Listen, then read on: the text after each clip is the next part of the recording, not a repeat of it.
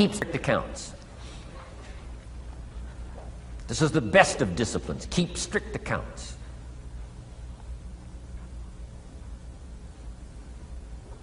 Did you ever hear this expression? I don't know where it all goes. Did you ever hear that?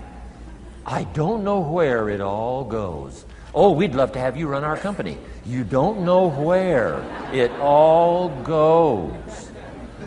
Whoa. Did you ever hear this? It just gets away from me. It just seems it just gets away from me. Oh, we'd love to turn the world over you. It just gets away from you.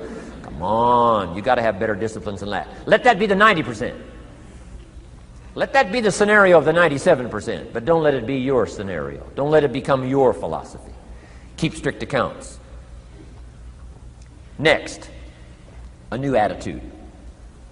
I had to develop a new attitude as well as new concepts. Here's what I used to say. I hate to pay my taxes.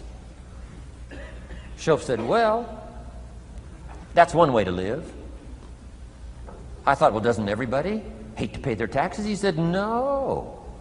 No, a few of us have gotten way past that. He says, once you understand what taxes are, here's what taxes are in our governmental system in our society. Taxes is how you care and feed the goose that lays the golden eggs. Democracy and liberty and freedom. Free enterprise.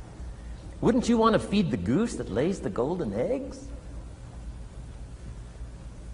Somebody says, well, the goose eats too much. That's probably true. I understand that.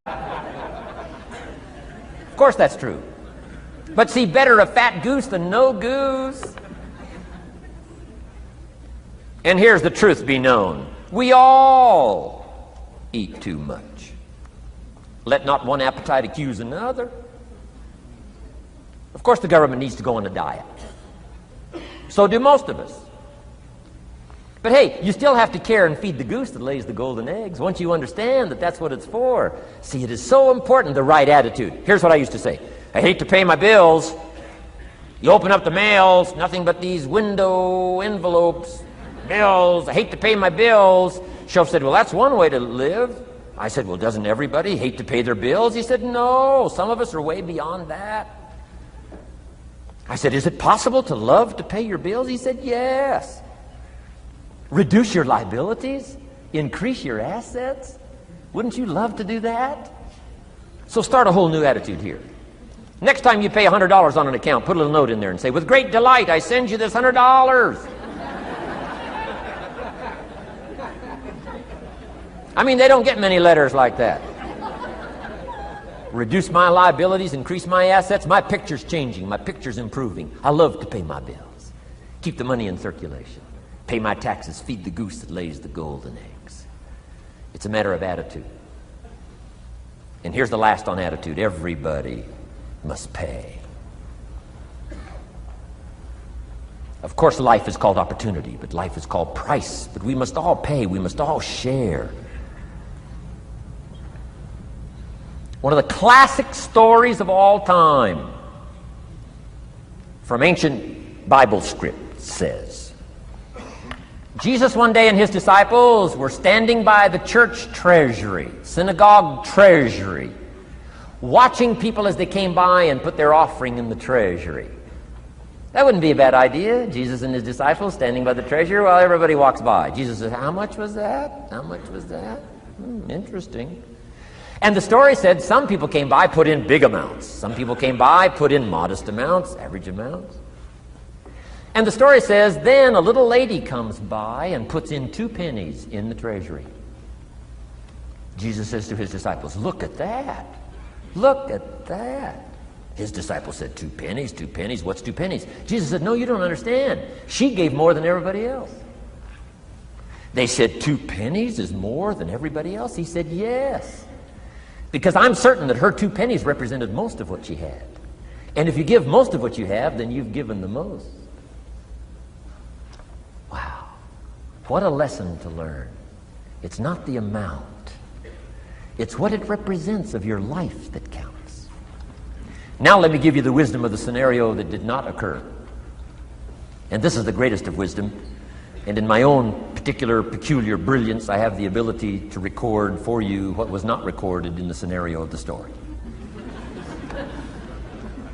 Here's what did not occur, which may teach us one of the greatest of the wise things that was taught in this scenario. Here's what did not occur in the scenario. Jesus did not reach into the treasury and get this little lady's 2 pennies and run after her and say, "Here, little lady, my disciples and I have decided that you're so pitiful and you're so poor that we've decided to give you back your 2 pennies. I'm telling you, that did not occur. If it would have occurred, she would have been what? Insulted. She would have rightfully said, "I know my 2 pennies aren't much, but it represented most of what I had. And would you insult me by not letting me contribute what I wanted to contribute, even if it's only 2 pennies?